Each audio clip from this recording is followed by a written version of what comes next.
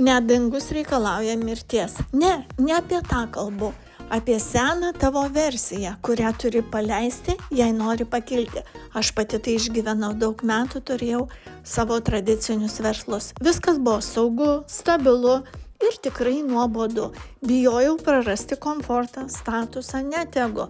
Bet tai tik paleidusi viską, pradėjau iš tikrųjų gyventi. Dabar mano darbas keliauja kartu su manimi. Padedu žmonėms būti sveikiems, kurti gausą, gyventi pagal savo taisyklės. Ir svarbiausia, aš nedirbu, aš kuriu. Tai ko tu bijai prarasti? Sofos ar kaiminės nuomonės? Tikras praradimas likti įstrigusiam tame žmoguje, kuris jau seniai turėjo mirti.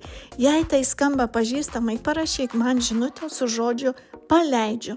Parodysiu tau kelią, kuris pakeitė mano gyvenimą, galbūt ir tavo pakeis.